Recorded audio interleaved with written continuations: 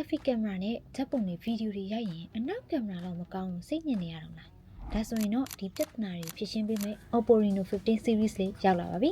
ကြည်တောက်ရှင်းပြီးတော့ resolution မြင့်မြင့်နဲ့ရိုက်နိုင်တဲ့ selfie camera ခက်စားနေတဲ့ camera function စုံစုံနဲ့ရိုက်ပြီးသားပုံတွေကို AI နဲ့ပြင်လို့ရတဲ့ features တွေပါပါတယ် Oppo Reno 15F လေးကလူတိုင်းရဲ့ dream place ဖြစ်တဲ့ Northern Light ကို inspire ယူထားတဲ့ phone design ဆန်းလေးကိုအတွက်ပဲ limited edition ထုတ်ထားတဲ့ဖုန်းလေးလို့ခန်းစားရတယ်ဒီဖုန်းလေးကိုကြည့်ရတာဟန်နီအာကာသတွေကိုရောက်သွားလို့ခံစားရတယ်။ဟန်နီလက်ထဲမှာရောက်နေတာကအသစ်ဆက်ထွက်ရှိလာတဲ့ Oppo Reno 15F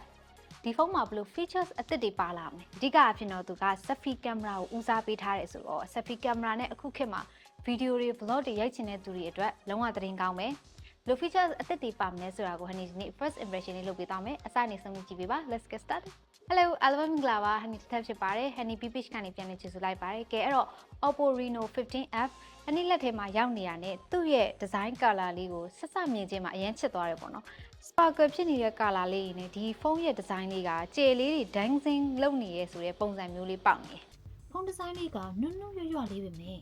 ကာဗာတက်ကင်စရာမလိုတော့အောင်အကျန်းခံအမခံတဲ့ material တွေကိုသုံးပေးထားတယ် matte finish အသားမလို့ဖုန်းကိုကာနိုင်ရင် CP လို့ HOPTP ကွက်တာမျိုးမဖြစ်ဘူးဖုန်းကိုကာရတဲ့ feeling ကလုံးဝ premium ဆန်တယ်ကင်မရာဘိုင်းမှာဆိုလို့ရှိရင်တော့50 megapixel selfie camera ကို 4K quality အထိတောင်မှာရိုက်လို့ရတာဖြစ်တဲ့အတွက်ကြောင့်မလို့ vlogger တွေအတွက်လုံးဝကိုမိုက်တဲ့ဖုန်းဖြစ်ပါတယ်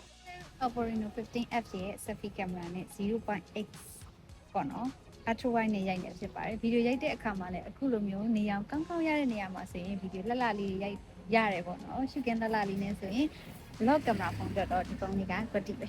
Oppo Reno 15F မှာ selfie camera နဲ့ပဲ video ကောင်းကောင်း photo quality မြင့်မြင့်ရချင်တဲ့သူတွေအတွက်သတင်းကောင်းတယ်15 megapixel selfie camera ကိုမှ ultra wide 100 degree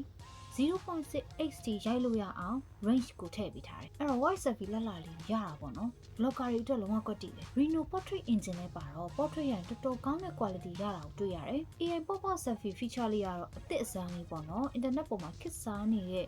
ဓာတ်ပုံလေးတွေလုပ်လို့ရတယ် main camera ကိုလည်း50 megapixel နဲ့8 megapixel ultra wide 2 megapixel macro သုံးပေးထားတယ်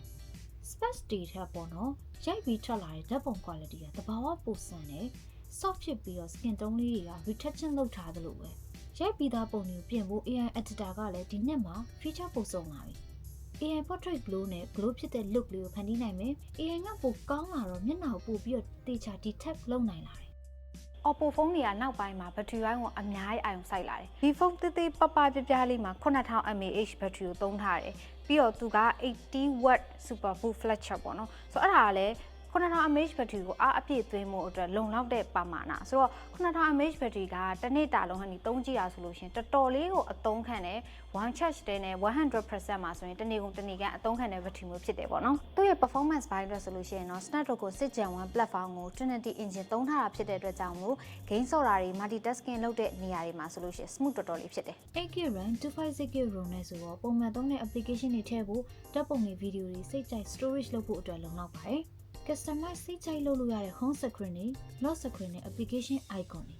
font design တွေ animation တိုးတက်လာမှုတွေတကယ်ကိုမိုက်လာတာအနေတော့ display သုံးချင်တဲ့သူတွေအတွက် 6.57 inches Corning Gorilla Glass Plus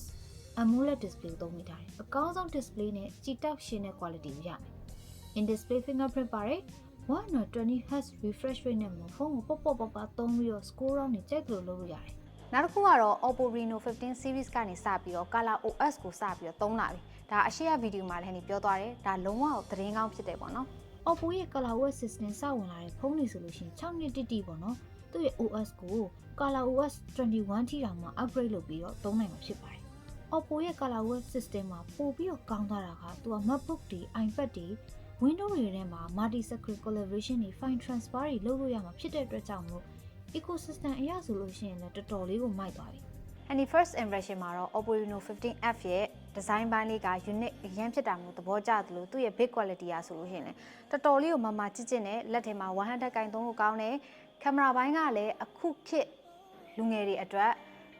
selfie camera ကိုအရန်ကိုအသားပေးထားတာဖြစ်တဲ့အတွက်ကြောင့်မလို့လူငယ်တွေအတွက်အထူးကိုသင့်တော်တယ် AI ဘိုင်း Color OS ကော battery ဘိုင်း general performance ဘိုင်းမှာပါတော်တော်လေးကိုတိတိကျကျဘတ်စုံမှာအားစိုက်ထားတာဖြစ်တဲ့အတွက်ကြောင့်မလို့လူငယ်တွေအတွက်ကောဖုန်းတစ်လုံးကိုပေါ့နော်အချိန်ကြာကြာအကျန်းကန်တဲ့ဖုန်းမျိုးဒီဇိုင်းလာတဲ့ဖုန်းမျိုးရချင်တဲ့လူငယ်တွေအတွက်ဆိုလို့ရှိရင်တော့တော်တော်လေးအဆင်ပြေပါတယ်လို့ပြောရင်းနဲ့ညီကုန်းချုပ်လိုက်ပါတယ်ဒီဖုန်းနဲ့ပတ်သက်ပြီးတော့ထပ်သိချင်တာရှိလို့ရှိရင်လည်း comment အောက်မှာမေးလို့ရပါတယ်အားလုံးတက်တာ